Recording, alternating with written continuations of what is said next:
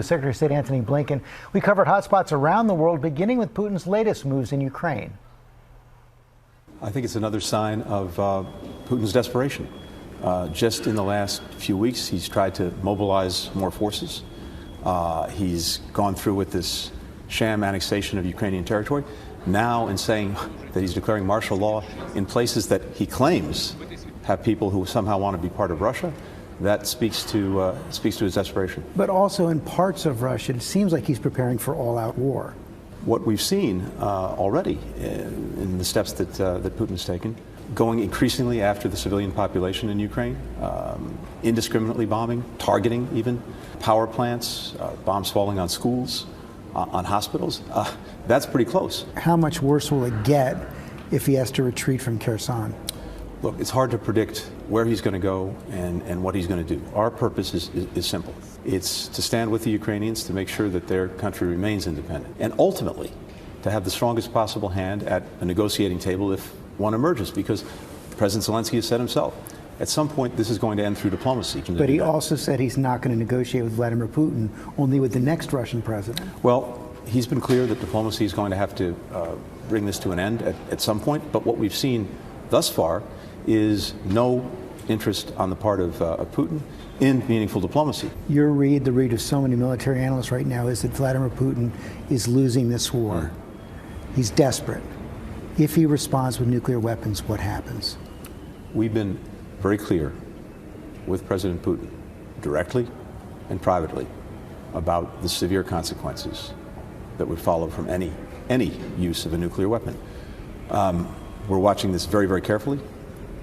We have not seen reason at this point to change our own nuclear posture. So you think he's still rational? Look, it's hard to put yourself in someone else's mind. I think he's rational, but the decisions he's making, or maybe better put, his objectives, are not rational. We've seen them using these Iranian drones. It's a sign that the sanctions that we impose, including these export controls, have been denying Russia much of the technology it needs to replace what it's using up, or to build new things. So it's having to look around the world wherever it can to find more weapons. Let's talk about China. President Xi about to embark on another term. You said just the other day that you're now convinced that China is going to seek reunification with Taiwan on a much faster timeline. What does that mean? For many, many years, there was a basic understanding when it came to Taiwan.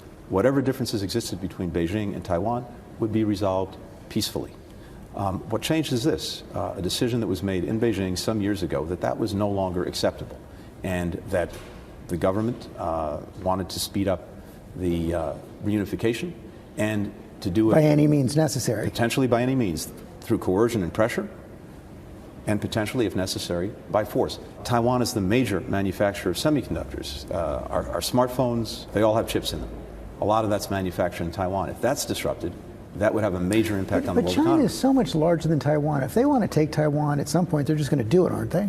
We're committed to doing everything we can to make sure that Taiwan has the ability to effectively defend itself against aggression. And we've also made very clear to China that our expectation is these differences will be resolved peacefully.